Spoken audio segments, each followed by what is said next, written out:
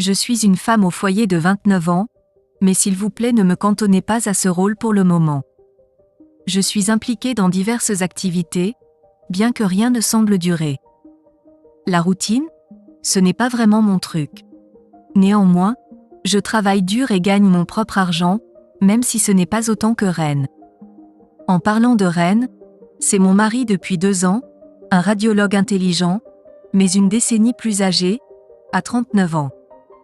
Maintenant, vous vous demandez probablement en quoi cela concerne mon infidélité, n'est-ce pas ? Eh bien, la silhouette impressionnante de Ren a d'abord attiré mon attention, mais la réalité m'a frappé de plein fouet après que nous nous soyons mis ensemble. Cependant, j'ai découvert qu'une force physique chez un homme ne détermine pas sa compétence dans d'autres domaines. Ren n'est pas aussi bien pourvu que je l'avais supposé, et notre vie intime n'est pas non plus aussi épanouissante. Il fait des efforts, mais le travail l'épuise, me laissant insatisfaite. C'est ainsi que je me suis retrouvée dans cette situation. Je savais que Ren ne pouvait pas satisfaire mes besoins comme je le désirais, mais je me suis contentée car il répondait à d'autres critères. J'espérais une amélioration, mais elle n'est jamais venue. Maintenant, laissez-moi vous partager les détails sur Léo. Il était mon amant, mais tout cela fait désormais partie du passé. C'est l'homme avec qui j'ai été infidèle alors que j'étais encore mariée. Honnêtement, c'est lui qui a éveillé ma curiosité, me tentant à franchir cette ligne. Je n'ai pas pu résister à l'envie de découvrir ce que c'était que d'être avec un homme comme lui. Avant de plonger dans les détails intrigants, laissez-moi vous dire comment j'ai rencontré Léo. Comme je l'ai mentionné plus tôt, je ne suis pas du genre à me limiter à une seule chose. J'aime explorer différentes entreprises, garder les choses fraîches. Mon amie Rachel partage le même état d'esprit, alors nous avons uni nos forces en tant que partenaires commerciaux. Récemment, nous nous sommes aventurés dans le monde de la mode masculine en ligne. Oui, je sais que cela semble inhabituel, mais croyez-moi, j'ai déjà essayé des entreprises encore plus étranges auparavant. Je suis toujours à la recherche des dernières tendances et de tout ce qui rapporte de l'argent. Nous avons essayé de vendre des vêtements, et même des vêtements pour femmes en ligne, mais la concurrence dans l'industrie de la mode féminine était féroce. Presque chaque magasin était inondé de vêtements pour femmes. De plus, nous avons remarqué que les femmes ont tendance à négocier davantage et à payer moins par rapport aux hommes. C'est là que l'idée a frappé. Les hommes commandent simplement ce qu'ils veulent, peu importe le prix. Prenez Ren, par exemple, il est un parfait exemple de cela. Il fera des achats sans y réfléchir à 2 fois, et je découvre plus tard qu'il a été surfacturé. C'est le genre de comportement de client que je voulais pour mon entreprise. Nous avons essayé la mode masculine, pensant que ce n'était qu'une expérience, mais cela s'est avéré être un énorme succès. Les bénéfices ont dépassé mes attentes, et soudain j'ai vu cela comme une entreprise qui valait la peine de s'engager. J'avais besoin de fonds pour sécuriser un magasin physique et l'équiper. Ren a rapidement fourni l'argent dès ma demande, ce qui était inhabituel car je demande rarement de l'argent sauf pour des investissements. Grâce à son aide, Rachel et moi avons inauguré notre magasin. Laissez-moi vous dire, les choses sont devenues très excitantes. L'entreprise prospérait, et je savourais chaque moment. Les ventes étaient exceptionnelles, et les clients affluaient. Beaucoup d'hommes préféraient visiter le magasin pour essayer les vêtements eux-mêmes afin d'assurer un ajustement parfait. Ren a mentionné que les hommes ont souvent du mal à trouver des vêtements bien ajustés, surtout autour des bras et ainsi de suite. Heureusement, j'avais de l'espace supplémentaire, donc j'ai aménagé une cabine d'essayage également. Initialement, Ren soutenait énormément l'entreprise et était un client régulier.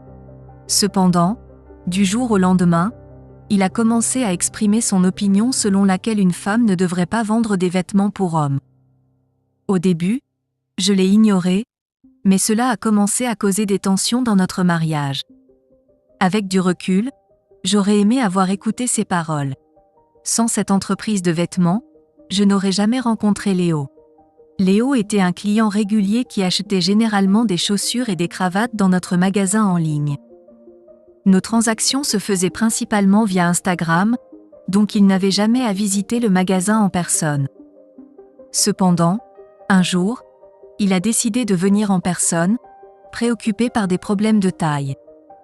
Il s'est avéré que nous étions tous les deux basés au Canada, donc c'était pratique pour lui de passer. Quand il est entré dans le magasin, j'ai été agréablement surprise. Non pas qu'il semblait différent de ses photos Instagram, mais il était encore plus attirant en personne. Il a mentionné avoir besoin de basiques comme des débardeurs, des caleçons, des polos et des smokings, et heureusement, nous avions tout cela et plus encore, grâce au sens de la mode du mari de Rachel. En résumé, quand Léo a essayé les caleçons, j'ai ressenti un fort sentiment de manque. Il a enfilé les caleçons et le débardeur, puis s'est regardé dans le miroir. J'ai été vraiment surprise, car je ne m'y attendais pas. Je veux dire, je n'avais jamais rien vu de tel auparavant, et je dois dire, il était exceptionnellement bien doté. C'était une grande différence par rapport à ce à quoi j'étais habituée avec Ren, donc naturellement, ma curiosité a été éveillée. Il a essayé plusieurs caleçons, et je me suis retrouvée incapable de détourner le regard. Je réalise que je peux sembler assez stupide en ce moment, mais croyez-moi, je suis juste honnête. Je ne suis pas fière de mon comportement, mais soyons honnêtes, j'étais pratiquement incapable de résister. Si j'avais résisté à la tentation à ce moment-là, je suis certaine que j'aurais fini par succomber. Rachel m'a poussée sans relâche, chuchotant à propos de ses qualités impressionnantes. Nous avons essayé de garder notre calme jusqu'à ce qu'il ait fini ses achats et soit parti. Mais une fois qu'il est parti, Rachel n'a pas pu s'empêcher d'en reparler. J'ai dû la faire taire car je savais que je ne pouvais pas me faire confiance pour garder le secret. J'ai fait semblant de ne pas être intéressée, mais en réalité, des pensées à son sujet m'ont obsédée toute la journée. Quand je suis rentrée chez moi, je n'ai pas pu me résoudre à être intime avec mon mari, réalisant que j'étais profondément troublée. Je n'avais jamais été avec quelqu'un aussi bien pourvu que Léo, et je me sentais insatisfaite de Ren depuis un certain temps. La peur de passer à côté m'a tourmentée, faisant de cela l'un des moments les plus frustrants de ma vie. Je m'attends à être critiquée pour mes actes en tant que femme mariée, et j'admets que je le mérite.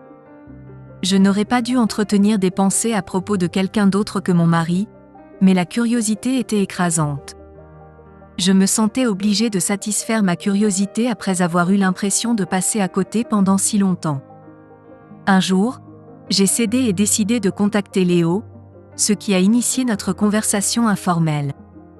J'ai abordé divers sujets pour faire durer la conversation, et cela a fonctionné sans effort. Nous avons échangé des remarques pleines de flirt, et avant que je m'en rende compte, il me demandait mon adresse. Au lieu de lui donner mon adresse tout de suite, je lui ai demandé la sienne, et dès le lendemain, j'étais en route vers chez lui. Malgré mes tentatives de résistance, la curiosité me consumait, alors je suis allée le voir. À mon arrivée, j'ai réalisé que Léo était un sacré bon parleur. J'ai clairement fait savoir que j'étais mariée, espérant éviter tout regret, mais il l'a balayé d'un geste nonchalant. Avec le recul, je regrette d'avoir cédé si facilement, mais sur le moment, tout semblait parfait, et il semblait être l'homme idéal. Avant que je m'en rende compte, ce n'était pas juste une rencontre ponctuelle. Cela s'est produit 3 fois ce jour-là, et j'ai même passé la nuit avant de rentrer enfin chez moi le lendemain matin. Maintenant, je regrette profondément mon erreur significative. Quand je suis rentrée chez moi, Ren et moi avons eu une confrontation. Il semblait qu'il pouvait détecter que quelque chose n'allait pas et était prêt à me défier. Il a déversé un flot de paroles, suggérant que je devrais fermer la boutique car cela me menait sur un chemin inconnu. Je m'attendais à ce que Ren soit mécontent que j'ai passé la nuit chez Léo, mais je n'imaginais pas l'ampleur de sa fureur. Il exprimait des soupçons sur mon comportement récent et exigeait une explication pour ma discrétion. Craignant la vérité, j'ai eu recours à la tromperie. Avouer mon infidélité à mon mari était impensable.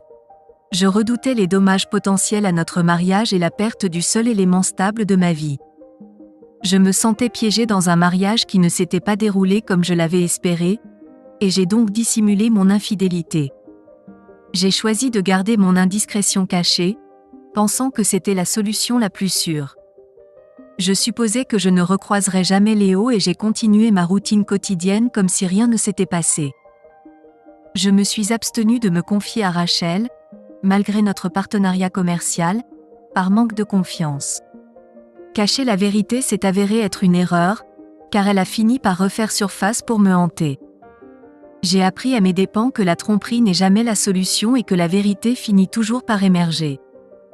La vérité a commencé à transparaître à travers la tension dans ma relation avec mon mari. Il était évident que les choses ne pourraient pas revenir à la normale après mon infidélité. Mon manque d'enthousiasme lors des moments intimes était un signe clair que quelque chose n'allait pas. Avant Ren, je n'avais eu que 2 relations, aucune n'ayant impliqué d'intimité. Il est devenu évident que je n'avais pas connu le véritable amour avant d'épouser Ren. Léo m'a fait découvrir un tout nouveau niveau de passion, ce qui m'a fait regretter ma relation avec Ren. Être intime avec Ren semblait terne par rapport à ce que j'ai vécu avec Léo. Au début, Ren était patient, mais finalement, il s'est frustré et impatient, me pressant au sujet de mon évitement de l'intimité. Ma réticence a persisté pendant des mois avant que je ne confesse enfin. Ren, aussi perspicace qu'il est, a commencé à me surveiller de plus près. J'ai fait semblant de ne pas remarquer pour éviter d'éveiller davantage ses soupçons. Puis, de manière inattendue, Léo m'a appelé, suggérant que nous allions à un rendez-vous. Il m'a avoué ses sentiments, ce qui m'a laissé perplexe, sachant que j'étais mariée. Malgré les problèmes dans mon mariage, je ne voulais pas compliquer davantage les choses. Léo a continué à me courtiser, mais au fond de moi, je savais que je ne pourrais pas développer de vrais sentiments pour lui. À la fin, j'ai cédé à la tentation. Une fois, j'ai résisté, mais la peur de rater quelque chose a de nouveau surgi, et j'ai désiré revivre cela. Je reconnais que c'est tordu, mais mes sens reviennent. J'étais convaincue que je faisais ce qui était le mieux pour moi à l'époque. J'ai rencontré Léo pour la dernière fois, passant une autre nuit avec lui. Après cela, j'ai dû mettre fin à notre relation car mon mari commençait à se méfier, et je ne pouvais pas risquer d'éveiller davantage de soupçons. Léo a compris et a convenu que c'était pour le mieux. Il m'a assuré de ne plus me contacter et a mentionné ses projets de quitter le Canada en raison d'une mutation professionnelle. J'ai effacé son numéro et quitté sa demeure ce jour-là. Je suis rentrée chez moi, en supposant que Ren serait toujours au travail. Mais à ma surprise, il était déjà là. Ren ne manquait jamais le travail sans raison, donc sa présence était inattendue. Vous vous demandez peut-être pourquoi cela m'a autant dérangé. Eh bien, le fait d'avoir passé la nuit ailleurs et de ne pas être rentré m'inquiétait. Nous avions déjà eu des problèmes à ce sujet, donc je savais qu'il y aurait des ennuis. J'étais certaine que Ren était resté à la maison pour me confronter à propos de mes sorties tardives. Et j'avais raison. Il m'a immédiatement accusé d'infidélité, ce qui m'a choquée. Je ne m'attendais pas à ce qu'il me soupçonne d'infidélité. C'était un coup de poignard de l'entendre dire ça. Je savais qu'il avait ses soupçons sur mes activités nocturnes, mais je n'aurais jamais pensé qu'il les relierait à mon infidélité. Cela a dégénéré en une dispute animée, et malgré mes efforts pour éviter d'admettre que j'avais trompé, c'était futile. Il m'a poussé sans relâche à avouer, demandant où j'avais passé la nuit lorsque je n'étais pas rentrée pour la 2e fois. Ces accusations m'ont mise en colère, et j'ai révélé de manière impulsive que je le trompais. C'est alors que j'ai réalisé qu'il essayait de me faire avouer la vérité lui-même. Il était incertain si j'avais été infidèle. Il désirait simplement ma confession. Et j'ai involontairement tombé dans son piège. C'est ainsi que mon mariage s'est effondré, mes amis. La pluie bouillonnait de colère, et il a failli recourir à la violence. Je salue vraiment sa retenue. Je n'aurais pas dû le provoquer, mais ma colère m'a submergée. Il m'a expulsée de notre maison ce jour-là même, et 2 semaines plus tard, j'ai été servie avec les papiers du divorce. Il n'a même pas pris la peine de me parler en personne, et je n'ai eu aucun contact avec lui depuis. J'ai signé les papiers, Et maintenant j'attends notre date de tribunal pour finaliser le divorce. Ma bêtise et ma curiosité inutile ont mis fin à mon mariage de 2 ans. Mise à jour. Le divorce a finalement été réglé environ 2 mois plus tard. Avant notre séparation officielle, Ren s'est assuré de récupérer l'argent qu'il avait investi dans l'entreprise. Heureusement, j'ai pu le rembourser avec les bénéfices que j'avais réalisés. Il ne communiquait qu'à travers son avocat et ne m'a jamais parlé directement après notre dernière conversation où j'ai avoué avoir été infidèle. Je suis consumée par la culpabilité et le remords depuis. J'aimerais pouvoir tout annuler, mais il est trop tard maintenant. J'ai laissé mes désirs me mener sur un chemin que je regrette profondément. C'est vrai ce qu'ils disent. On ne réalise pas ce qu'on a avant que ce ne soit parti. Il y a quelques mois, je n'aurais jamais pensé que mon ex-mari me manquerait autant qu'aujourd'hui. Je pensais que la trahison était la réponse, mais maintenant je vois à quel point je me trompais. Avec du recul, je réalise que je n'aurais jamais dû épouser Ren si je me sentais insatisfaite. Ce n'était pas juste pour l'un de nous deux. Restez à l'écoute pour une autre histoire captivante. J'ai fait le serment solennel de ne plus jamais assister à une autre fête de célibataire. La dernière fête de célibataire à laquelle j'ai assisté s'est terminée par mon infidélité avec un athlète. J'ai commis une erreur monumentale, et je ne peux qu'espérer que les choses ne vont pas empirer. J'ai toujours entendu dire que les fêtes de célibataire peuvent être sauvages et imprévisibles, mais je ne m'imaginais jamais impliquée dans de telles activités sauvages. Je n'avais même pas envisagé de participer à ces folies. C'est pourquoi cela me peine de réaliser que j'ai baissé ma garde, et maintenant j'ai commis un acte impardonnable. Je suis vraiment effrayée, mes amis. Je suis tellement terrifiée que je ne sais pas quoi faire. J'ai peur que mon mari découvre la vérité, et alors je serai dans de sérieux ennuis. Je sais juste qu'il ne passera pas simplement outre tout ce qui s'est passé cette nuit-là. Je suis remplie de peur, et il y a de nombreuses raisons à mon appréhension. Je suis une chorégraphe de 30 ans qui a consacré près d'une décennie de sa vie à cet art, une passion qui a pris racine dans mes premières années. Mon mari, un journaliste, restera anonyme car je souhaite préserver sa vie privée. Appelons-le simplement Mike.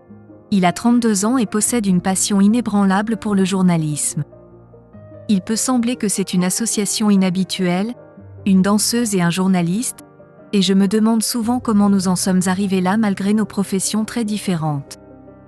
Mike et moi sommes mariés depuis 3 ans, et nous n'avons pas encore commencé une famille en raison de nos nombreux voyages pour divers engagements. Nous avons décidé de reporter d'avoir des enfants jusqu'à ce que nous soyons absolument certains de pouvoir leur consacrer suffisamment de temps pour les élever correctement. Ma profession de danseuse et de chorégraphe m'amène fréquemment à voyager, et c'est ainsi que je me suis retrouvée à me rendre à Chicago pour un mariage. C'était le mariage d'un de mes clients, et je ne connaissais honnêtement personne là-bas à part le client, qui se trouve être un vieil ami à moi. C'est ce mariage en particulier qui m'a conduite à mon état actuel de rétrécissement d'esprit. Avec le recul, j'aurais souhaité refuser le travail et ne jamais assister à ce mariage. Cependant, je comprends que les souhaits ne peuvent pas changer le passé. Lorsque j'ai obtenu le travail initialement, j'en ai discuté avec mon mari, car j'ai toujours cherché son approbation avant de partir en voyage pour le travail. De même, il cherche mon consentement avant ses déplacements professionnels. Je m'excuse d'utiliser le terme « gig ». C'est juste une habitude bizarre chez moi. S'il vous plaît, ne me jugez pas, lol. Quand j'en ai parlé à Mike, il n'a émis aucune objection. Voyager pour le travail a toujours fait partie régulière de ma vie, et il n'a jamais exprimé de plainte. Je pense qu'il est généralement d'accord avec ça parce qu'il voyage lui aussi fréquemment pour le travail. Peut-être qu'il ressent une certaine culpabilité et préfère que nous maintenions une compréhension mutuelle. Honnêtement, ni Mike ni moi ne sommes souvent à la maison, les gars. Nos emplois du temps entrent souvent en conflit, ce qui rend difficile pour nous de passer du temps ensemble à la maison. C'est précisément pourquoi nous avons décidé de reporter d'avoir des enfants, comme vous pouvez probablement l'imaginer. Si nous avions des enfants en ce moment, nous serions probablement les parents les plus absents du monde. À moins que nous engagions une nounou, bien sûr. Maintenant, Où en étais-je ? Oh, oui. Mike m'a donné la permission de me rendre à Chicago pour mon travail, sachant qu'il serait également absent pour affaires. Une fois de plus, nous sommes tous les deux partis de la maison pour remplir nos obligations respectives. En arrivant à Chicago, j'ai été accueilli par une charge de travail importante. En tant que chorégraphe, l'une des tâches les plus difficiles que je rencontre est de chorégraphier pour des mariages. C'est indéniablement l'un des aspects les plus exigeants de ma profession, mais c'est essentiel pour gagner ma vie. Ma responsabilité était d'enseigner aux couples, ainsi qu'à leurs demoiselles d'honneur et à leurs garçons d'honneur, une chorégraphie supplémentaire pour sublimer leur entrée de mariage, similaire aux entrées populaires vues en ligne. Enseigner la danse à des personnes avec peu ou pas d'expérience en danse ou de rythme est une tâche redoutable. Cela s'est avéré être un défi assez redoutable, surtout compte tenu du fait que je n'avais qu'une fenêtre de 2 semaines à partir du moment où je suis arrivé à Chicago pour m'assurer que tout le monde joue parfaitement son rôle. Par moments, le manque de coopération des participants m'a fait envisager d'abandonner. J'étais vraiment au bord de la crise de nerfs. De tels défis ne sont pas rares dans mon domaine de travail, et quand ils surviennent, j'aime avoir de longues conversations avec mon mari pour m'aider à soulager le stress. Lors de ce voyage en particulier, je me suis retrouvée à chercher fréquemment un soutien émotionnel auprès de Mike. Cependant, il est arrivé un moment où il m'a informé qu'il était préoccupé par le travail, ce qui m'a forcé à gérer la situation seule. Je ne suis pas sûre de ce qui m'a traversé l'esprit ou pourquoi j'ai finalement décidé d'assister à cette soirée d'enterrement de vie de garçon spécifique. J'avais décliné la majorité des invitations à des enterrements de vie de garçons que j'avais reçus lors de voyages professionnels. Les rares fois où j'avais assisté à de telles soirées étaient soit pour de proches amis, soit pour des membres de ma famille. Le couple en question, cependant, était des amis de mes années d'université. Lorsqu'ils m'ont invité à leur enterrement de vie de garçon, j'ai immédiatement décliné sans avoir besoin de réfléchir. Mon refus initial découlait en partie de l'épuisement dû à la danse intensive et à l'enseignement que j'avais entrepris. Cependant, le couple s'est montré implacable et a refusé d'accepter mon refus initial. Ils ont continué à me harceler, me pressant d'assister à leur enterrement de vie de garçon commun. Maintenant, avec le recul, je regrette profondément de ne pas avoir tenu bon et d'avoir respecté ma réponse initiale lorsqu'ils ont posé leurs premières questions. Je crois fermement que si j'avais maintenu ma décision, le résultat aurait pu être différent. Lorsque j'ai finalement assisté à l'enterrement de vie de garçon, j'ai rapidement réalisé qu'il s'écartait des normes habituelles des enterrements de vie de garçon. Au lieu d'organiser des célébrations séparées, ce couple a décidé d'organiser un événement commun. Cela s'est avéré être un rassemblement remarquablement animé, et j'ai immédiatement regretté de ne pas être resté chez moi et d'avoir décliné leur invitation. Le lieu débordait de boissons, et les invités dansaient comme s'il n'y avait pas de conséquences. Ceux qui ont déjà participé à une fête de célibataires peuvent probablement comprendre la folie pure que j'ai vécue. C'est surprenant de voir comment certains couples choisissent de telles célébrations extravagantes. Dans ce cas, ce couple en particulier s'est lâché, ne laissant aucune limite inexplorée, pour se délecter de la manière la plus sauvage imaginable.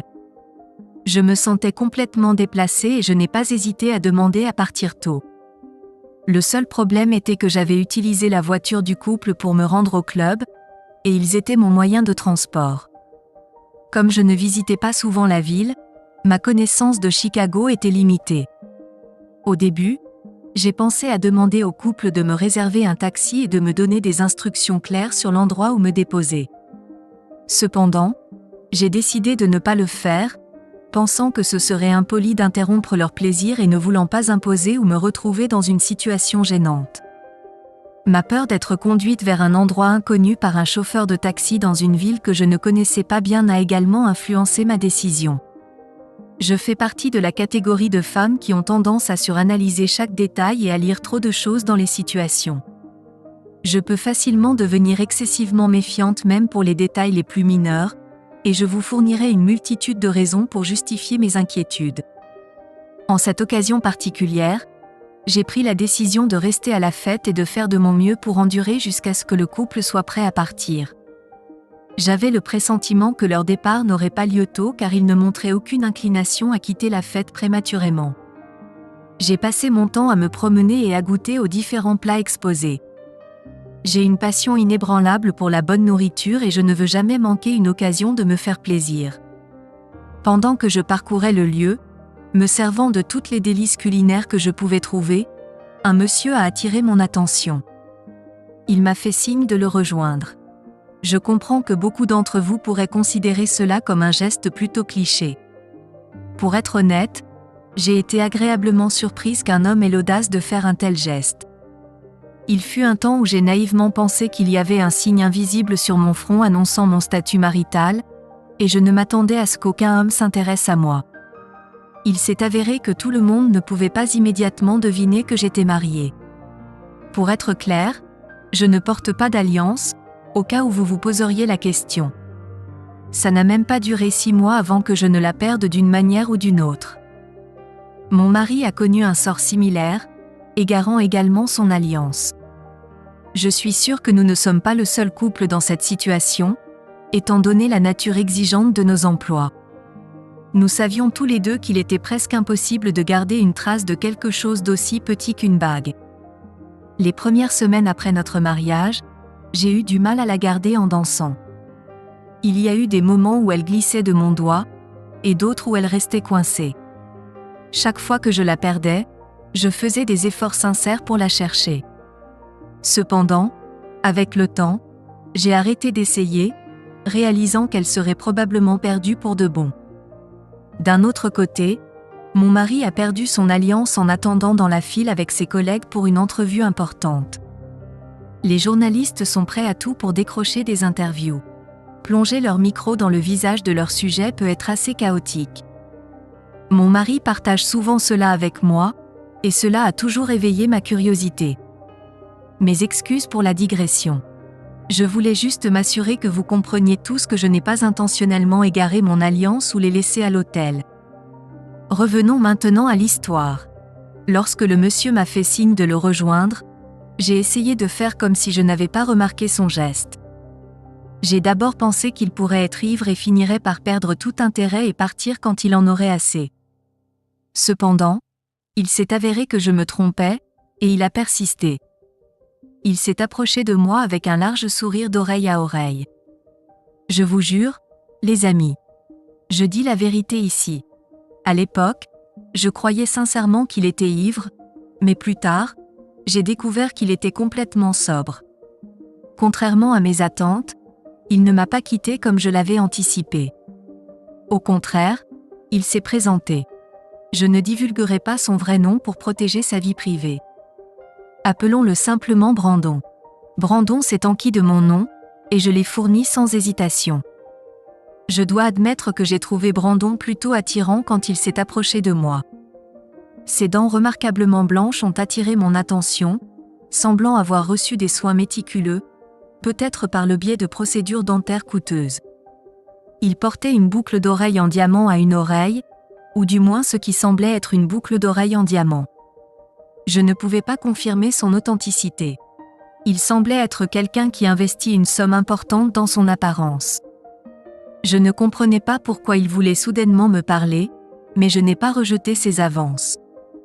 Quand Brandon est venu vers moi, j'avais déjà bu un verre ou deux, me sentant un peu pompette et joyeuse. Je ne pouvais même pas identifier la boisson que le barman m'avait préparée, mais j'ai quand même pris une gorgée. Elle avait l'air bonne, et je voulais juste la goûter.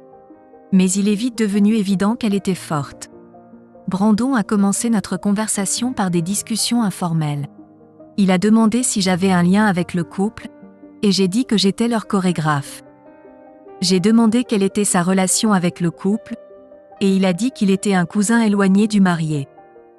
Notre conversation s'est rapidement transformée en rire léger, bien que je ne puisse pas me rappeler des sujets spécifiques. La fête est devenue folle, avec des gens qui dansaient, buvaient trop et faisaient diverses choses dans le club. Je n'aurais jamais pensé qu'un enterrement de vie de garçon pourrait tourner à une telle folie, et j'ai même vu le couple faire des choses audacieuses avec d'autres. J'ai été surprise quand Brandon m'a entraînée sur la piste de danse. Je tiens à préciser que je ne cherche pas à me présenter comme une victime. J'étais pleinement consciente de ses actions mais je n'ai pas résisté. Je l'ai laissé m'emmener sur la piste de danse, me sentant un peu étourdie. Je n'étais pas ivre, mais j'étais quelque part entre la pleine conscience et légèrement pompette. La musique et l'atmosphère ont joué un rôle, et je me suis laissée emporter. Je ne peux pas dire si c'était le look soigné de Brandon, sa confiance, ou les deux, mais je sais qu'à ce moment-là, j'étais attirée par lui. Nous avons dansé et pris quelques verres, et c'est tout avant que les choses ne dégénèrent. Tout a commencé par un baiser, et je ne peux pas expliquer comment cela s'est transformé en quelque chose d'aussi intense. Je tiens à souligner que je n'avais aucune intention que cela aille aussi loin, mais je ne peux pas non plus nier que j'ai joué un rôle en encourageant Brandon. Je sais que tout ce qu'il a fait était parce que je lui ai donné les signaux pour continuer. Un profond sentiment de culpabilité persiste en moi car j'ai permis à Brandon de franchir tant de limites. Le lendemain matin, je me suis réveillée dans un endroit inconnu avec Brandon à mes côtés, et le poids de mes actions m'a frappée comme une tonne de briques. Passer la nuit avec Brandon, un parfait inconnu, m'a laissé submergée par la honte alors que je quittais précipitamment la chambre d'hôtel. Trahir mon mari avec un parfait inconnu, avec qui je n'avais aucun lien préalable, a ajouté au déshonneur et à la perplexité. Avant de quitter l'hôtel, Brandon m'a remis sa carte de visite, exprimant sa satisfaction de notre nuit ensemble et son intérêt à me revoir. Je n'ai accepté la carte qu'après qu'il ait montré des preuves d'utilisation de protection, car j'étais anxieuse à ce sujet. C'est grâce à cette carte de visite que j'ai découvert que Brandon était un athlète, ce qui m'a poussée à le chercher en ligne. Il s'est avéré être un jeune athlète dans la vingtaine, et la réalisation que j'avais été intime avec quelqu'un 6 ans plus jeune que moi m'a semblé surréaliste. J'ai eu du mal à comprendre mes propres actions, sachant au fond de moi que c'était mes propres choix, et non une force extérieure. Avant la fête de célibataire, j'avais compté les jours avec impatience jusqu'à ce que je puisse quitter Chicago, mais après la fête, je me suis retrouvée à prier ardemment pour que le temps s'arrête jusqu'à ce que je puisse rassembler le courage d'affronter mon mari. Le temps, cependant, n'épargne personne, et je ne fais pas exception. Il est difficile d'exprimer, mais je fais maintenant face aux conséquences de mes actes. La culpabilité pèse sur moi plus lourdement que tout ce que j'ai jamais vécu, et c'est vraiment accablant. Je pensais autrefois que ce sont les couples qui prenaient généralement des décisions folles lors des fêtes de célibataire, mais ironiquement, j'ai fini par être celle qui a fait le choix imprudent. Un athlète ? Sérieusement ? J'ai trahi mon mari avec un jeune athlète, et je suis sincèrement dégoûtée de moi-même. Je n'étais même pas pleinement présente le jour du mariage, et je n'ai pas capturé autant de vidéos que je le ferais habituellement. Au lieu de cela, je me suis repliée sur moi-même, essayant de faire semblant que tout allait bien, même si je savais au fond de moi que rien n'allait bien. Le mariage s'est conclu il y a une semaine, mais je suis toujours ici à Chicago.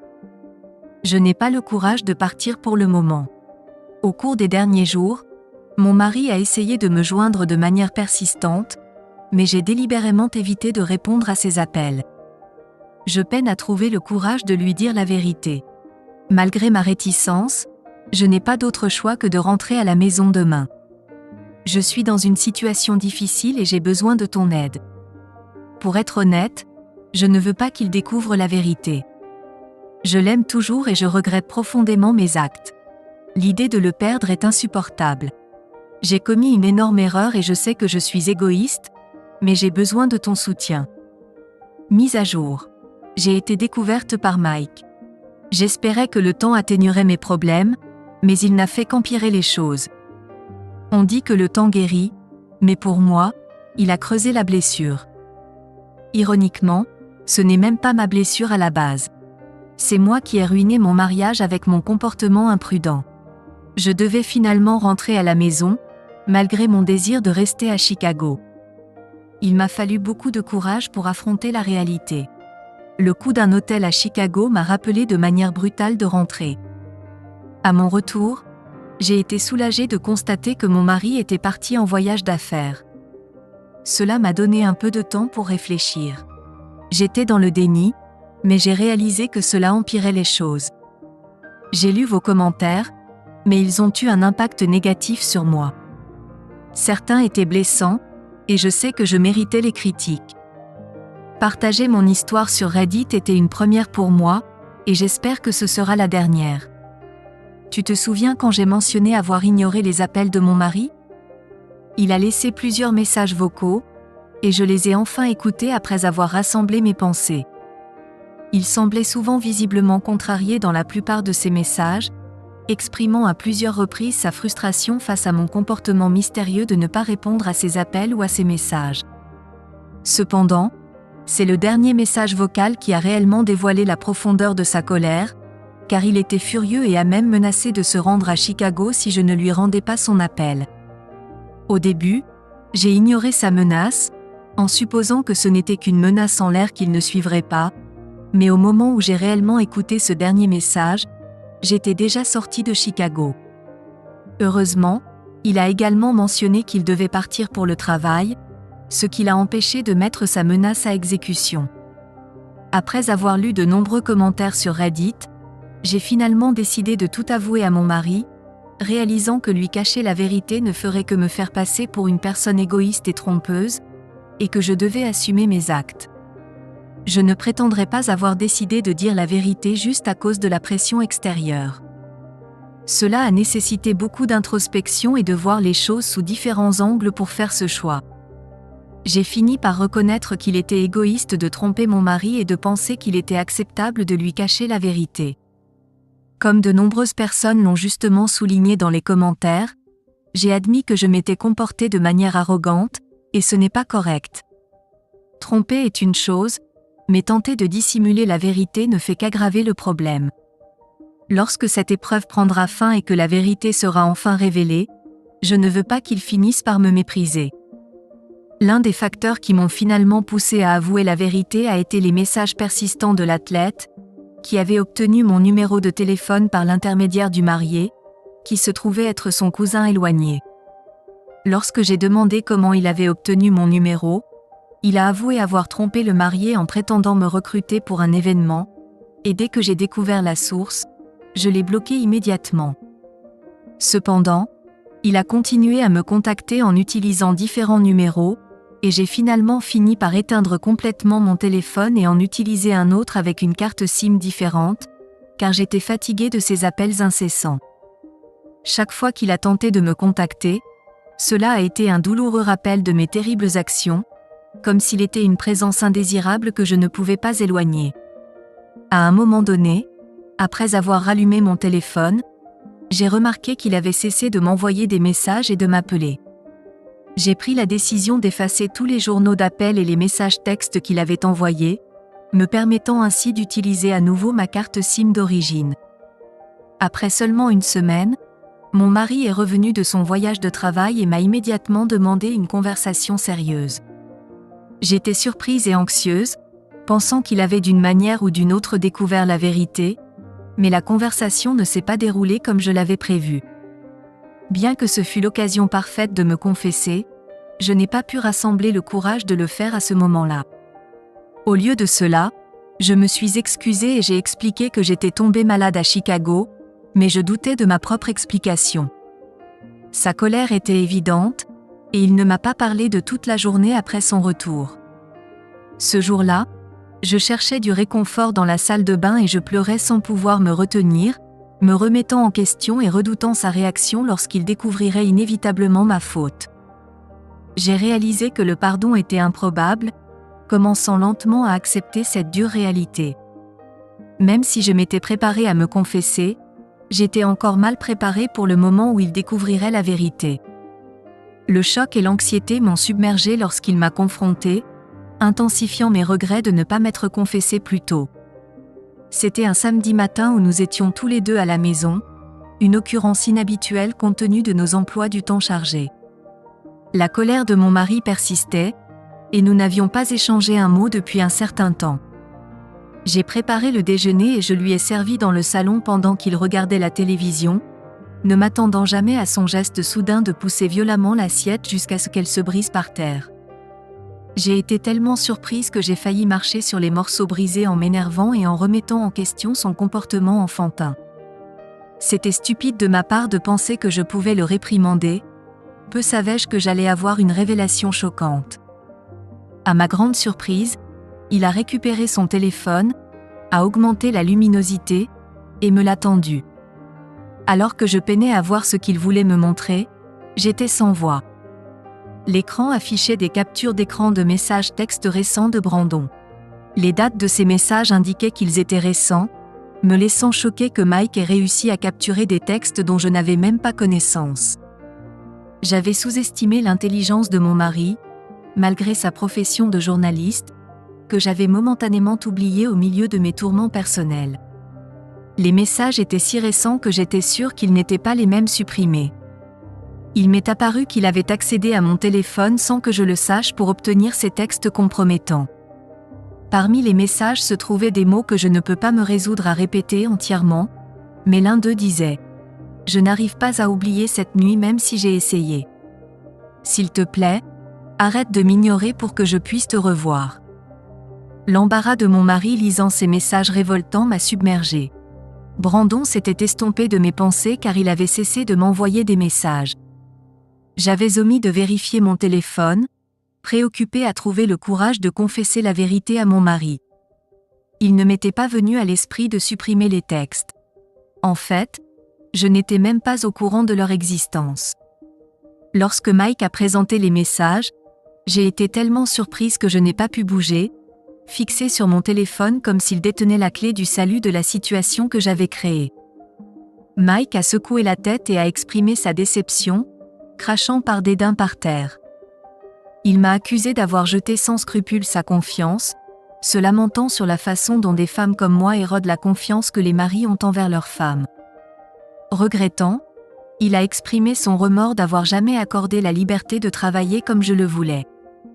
Ces paroles m'ont blessée, me forçant à me couvrir les oreilles pour me protéger de sa critique acerbe. En écoutant, j'ai réalisé l'ampleur de mon erreur grave, comprenant que l'homme qui m'avait autrefois adoré était maintenant répugné par tout ce qui était associé à moi. Ces paroles cinglantes m'ont profondément humiliée. Il m'a encore réprimandé pour avoir caché la vérité pendant des semaines, même si j'ai tenté d'expliquer, mes mots bafouillants et incohérents. Sans me donner la chance de parler, il a brusquement attrapé ses clés de voiture et a quitté la maison. J'ai passé des heures par terre à réfléchir aux événements, me pinquant même dans une vaine tentative de me réveiller de ce qui semblait être une réalité cauchemardesque. Lors d'une brève rencontre avec un inconnu, j'avais imprudemment mis ma vie en danger, et les conséquences, à la fois vécues et continues, dépassaient tout ce que j'aurais pu imaginer. La fin soudaine de mon mariage due à mes propres choix était presque inconcevable. Chaque jour depuis ce moment fatidique a été rempli d'une misère insupportable. J'ai du mal à imaginer ce qui doit lui traverser l'esprit maintenant. La réalisation que mon mari autrefois affectueux me regarde maintenant avec mépris et ignore mes appels est un tourment obsédant. Je reste sous le choc, luttant même en écrivant ceci pour rassembler la force de quitter les confins de ma maison après des jours d'isolement. Le seul message texte que j'ai reçu de Mike indiquait son intention de poursuivre le divorce. Il m'a mis en garde de signer rapidement les papiers du divorce sans faire de scène, car il a menacé de me soumettre à l'humiliation. Je n'ose pas sous-estimer sa détermination à mettre ses paroles à exécution, et donc je m'abstiendrai de résister ou de compliquer le processus de divorce. Ma conscience m'interdit d'agir de manière malveillante dans cette situation. Mise à jour 2. Je suis maintenant officiellement divorcée. La vie s'est avérée être la force la plus imprévisible, car moi, une femme qui était mariée il y a seulement 4 mois, me retrouve divorcée en un laps de temps étonnamment court. La vie a une manière remarquable de vous ramener sur terre de nombreuses façons, vous laissant perplexe sur la manière de commencer à rassembler les morceaux. J'ai reçu une bonne dose de karma, et ça m'a frappé de plein fouet. Mike n'a pas eu besoin de lever le petit doigt pour que je regrette toutes mes décisions une fois de plus. Si vous êtes curieux de savoir ce qui s'est passé au cours des 4 derniers mois, je suis impatiente de partager car j'avais hâte de faire ce post. Tout comme je l'avais promis, j'ai signé les papiers du divorce sans aucun théâtre, reconnaissant qu'il n'y avait aucun intérêt à le prolonger ou à essayer de déjouer l'inévitable.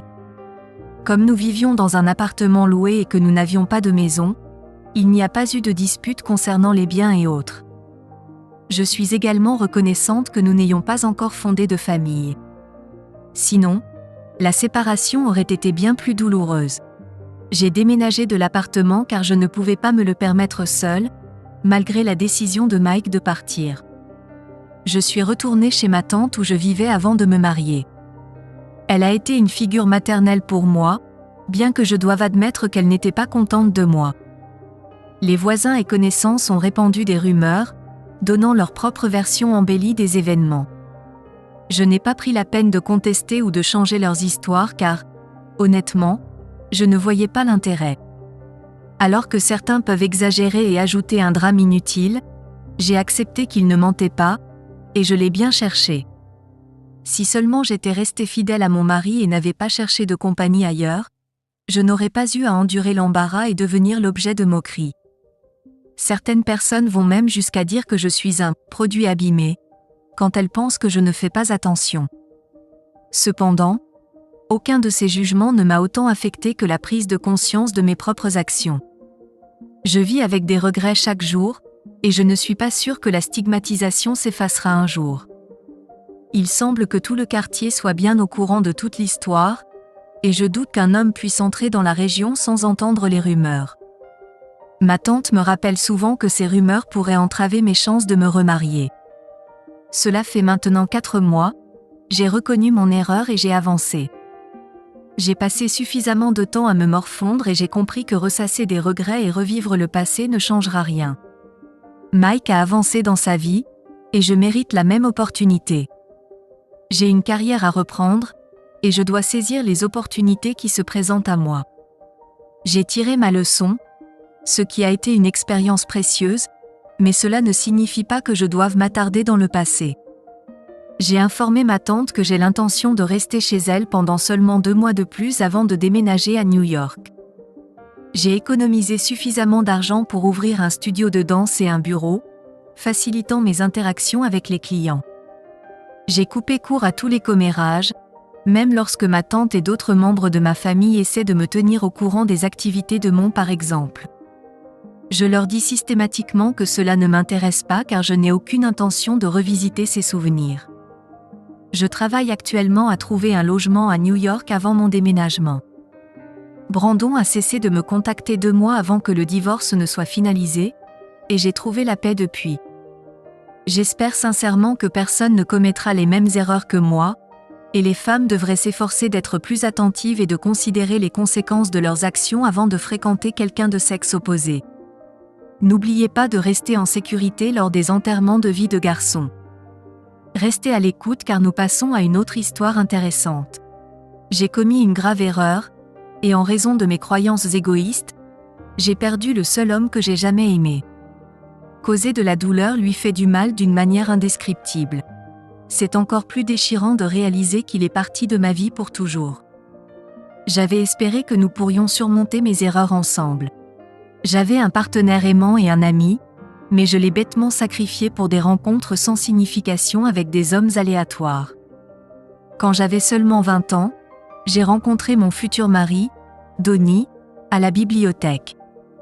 Il m'a gentiment remis un livre d'une étagère haute, et ce geste simple a conduit à une conversation et à un échange de numéros de téléphone. Donnie n'était peut-être pas conventionnellement attirant, mais son charisme captivant m'a séduit. Ce qui a commencé comme une amitié a rapidement évolué en une relation amoureuse. Il a été le premier en tout pour moi, ma première sortie, mon premier baiser, mon premier amour et ma première expérience intime. Pour lui, je n'étais pas sa première, car il avait plus d'expérience que moi, ce qui me faisait me sentir inadéquate. Lorsque Donnie a fait sa demande en mariage, j'ai ressenti un mélange de bonheur et de peur de faire le mauvais choix en tant que partenaire de vie. Après tout, je n'avais personne avec qui le comparer. C'est alors que j'ai suggéré pour la première fois l'idée d'une relation ouverte, pensant que cela m'aiderait à acquérir plus d'expérience avant de m'engager pleinement. Je voulais être sûre qu'il était celui qu'il me fallait. La réaction de Donnie a été intense. Il a catégoriquement refusé, exprimant qu'il ne voulait pas me partager et me voyait comme sa future épouse. Ces paroles m'ont profondément touchée, me faisant oublier l'idée d'une relation ouverte. J'ai accepté de devenir sa femme de tout cœur. Notre mariage a été une affaire intime remplie de joie, entourée de nos proches. La première année de notre mariage a été un pur bonheur. Cependant, avec le temps, mes doutes persistants ont refait surface. J'ai commencé à craindre que le mariage m'ait privé d'aventures sexuelles excitantes dont mes amis partageaient librement des histoires. J'avais l'impression de ne rien avoir à apporter à ces conversations. J'ai décidé d'aborder le sujet avec Donnie, bien que de manière hésitante. Au début, j'ai laissé entendre l'idée d'une relation ouverte, mais sa réaction m'a clairement indiqué que pousser plus loin pourrait le perdre. J'ai essayé d'aborder le sujet pour pimenter notre vie intime, mais sa réponse ferme et sans équivoque m'a mise en colère. Il a dit qu'il partirait immédiatement. J'ai ressenti qu'il imposait des limites injustes, surtout étant donné qu'il avait fréquenté plusieurs femmes avant moi. Pourquoi ne devrais-je pas avoir la même liberté ? Quelques mois plus tard, j'ai abordé à nouveau le sujet, pour recevoir la même réponse catégorique. Je confesse que me marier avec lui tout en désirant secrètement d'autres hommes était un acte égoïste de ma part. J'ai laissé mon esprit divaguer, espérant bêtement conserver l'amour de Donnie. Maintenant, je regrette d'avoir trahi la personne la plus précieuse de ma vie et cédé à la tentation. Nos instincts primaires sont souvent déclenchés par des événements spécifiques. Dans mon cas, c'était Bob, une figure imposante avec une musculature de culturiste et une assurance affirmée. Il attirait facilement l'attention des femmes et est devenu mon superviseur immédiat lorsqu'il a été muté dans mon service. Bob, dans la trentaine et plus âgé que mon mari et moi, avait un comportement flirtant difficile à résister. Un soir, il m'a invité à boire un verre après le travail, et je n'ai pas pu refuser. Notre conversation est passée du formel à l'intime, et j'ai avoué mon désir de plus que la monogamie. Bob a suggéré que je présente l'idée d'un mariage ouvert à mon mari comme une décision établie, sans chercher sa permission. Avec le recul, je réalise que le conseil de Bob était mal avisé, motivé par ses propres désirs. Cette nuit-là, il m'a fait me sentir spécial, mais c'était une infatuation éphémère. En rentrant chez moi, j'ai discrètement effacé l'odeur d'alcool et de cologne inconnue, ressentant le poids de ma trahison. Puis j'ai réveillé Donnie et je lui ai dit que j'avais besoin de parler. Il a dit qu'il avait aussi des nouvelles importantes, mais m'a laissé parler en premier. Son visage s'est illuminé de joie en m'écoutant, puis s'est assombri. Mais je suis restée ferme, lui disant que je voulais passer du temps avec d'autres hommes et espérais qu'il me soutiendrait. Je voulais l'admiration et l'adoration d'autres hommes, comme Donnie avait donné à d'autres femmes. Je regrette ces mots et ils me font toujours pleurer. Il m'a regardé pendant longtemps, puis a baissé la tête. Après un long silence, il a dit « Si c'est ce que tu veux, alors ça me va ». Il est parti sans partager ses nouvelles. Le lendemain, j'ai embrassé mon patron avec empressement. Bob est devenu mon premier amant après Donnie, mais pas le dernier. J'ai commencé à sortir avec des collègues le vendredi et parfois je me suis réveillée le samedi avec un inconnu. Je pensais que Donnie l'avait accepté. Mais après 2 mois, la réalité m'a rattrapée. Un vendredi, Bob est venu me chercher en supposant que Donnie était parti. Je pensais que nous pourrions avoir des rencontres avant le travail. Mais Donnie était toujours à la maison. Il a accueilli Bob avec un sourire, ne montrant ni colère, ni douleur, ni déception. Je pensais qu'il était d'accord avec notre mariage ouvert, mais je me trompais. En chemin vers le travail, Bob plaisantait sur la façon dont Donnie avait accepté la relation ouverte. C'était un vendredi. Bob et moi avons réservé une chambre avec vue sur la skyline de la ville. Ce soir-là, nous avons été intimes. Quand je suis rentrée chez moi le samedi, j'ai senti que quelque chose n'allait pas. L'air était rempli d'une immobilité troublante. Normalement, mon mari et moi ne travaillions pas le week-end, et il avait toujours sa musique préférée qui jouait fort. J'ai regardé dans notre salle de sport, mais il n'était pas sur le tapis roulant comme il l'était habituellement les samedis matins. Espérant retrouver un peu de normalité, je suis allée à la cuisine où il préparait habituellement le café. Sur le comptoir, j'ai vu ma tasse préférée, ce qui m'a fait sourire, me rappelant notre vie partagée. J'ai attrapé la tasse, impatiente de prendre une gorgée, mais elle était vide. À l'intérieur, j'ai trouvé une enveloppe avec une lettre. Je ne me souviens pas des mots exacts, mais je l'ai gardée comme un rappel douloureux de comment j'ai laissé un mariage autrefois magnifique se briser à cause d'aventures sans lendemain. Je suis profondément déçue de moi-même. J'ai pris beaucoup de décisions stupides, mais perdre Donnie est mon plus grand regret. La lettre révélait que Donnie était parti en voyage d'affaires au Canada pendant 1 mois. À son retour, il prévoyait d'entamer une procédure de divorce. Il regrettait de m'avoir épousée et d'avoir passé autant de temps ensemble. À côté de la lettre se trouvait un billet d'avion et un passeport émis à mon nom. Au dos du billet, il y avait un message. « Te souviens-tu de la nouvelle que j'ai partagée il y a 2 mois ? Eh bien, la voici. Ma société était prête à couvrir nos frais d'hébergement au Canada et t'offrait un emploi. » Au fond de la tasse se trouvait son alliance. Mon monde s'est effondré sous mes yeux. J'ai passé le reste de la journée à fixer cette tasse, incapable de manger ou de boire, perdu dans le désespoir. Ce qui a suivi a été une profonde dépression alors que ma vie s'effondrait lentement. Le lendemain même, comme si c'était écrit, le meilleur ami de Donnie est arrivé pour emporter toutes ses affaires. J'ai pleuré de manière incontrôlable en le regardant et quelques déménageurs emportaient presque tout ce qui appartenait à mon mari. L'ami de Donnie m'a regardé avec dégoût et m'a traité de honte. Ces paroles m'ont blessée à l'époque, mais elles me blessent encore plus maintenant car depuis le départ de mon mari, ma maison me semble douloureusement vide et désolée. Dans une tentative de me distraire de la douleur de perdre mon bien-aimé, j'ai enchaîné les aventures, de lit en lit. J'essayais d'atténuer la douleur profonde qui m'habitait.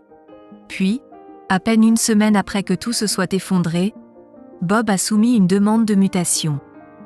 Quand je lui ai demandé pourquoi, mentionnant que je croyais qu'il se passait quelque chose de spécial entre nous, il a répondu froidement, affirmant qu'il passait à autre chose maintenant que l'excitation s'était dissipée. Je me suis sentie profondément trahie. Mon nouveau patron a immédiatement développé une forte aversion à mon égard. La détresse de ma vie personnelle a significativement affecté mes performances au travail. Il n'a pas fallu longtemps avant que je sois renvoyée à cause d'une autre erreur.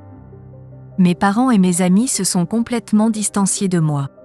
L'ami de Donnie a révélé mon comportement promiscuité, entraînant leur rejet pour avoir quitté mon mariage pour un autre homme. En peu de temps, j'ai perdu tout ce qui comptait pour moi. 1 mois plus tard, Donnie est revenu de son voyage et a entamé une procédure de divorce. Malgré mes nombreuses tentatives de le raisonner et de chercher un conseil, il a refusé de dialoguer avec moi. Après notre séparation officielle, je me suis retrouvée sans domicile, sans soutien, et sans personne qui se souciait de moi. Je porte toujours une profonde haine de moi-même pour avoir tout gâché.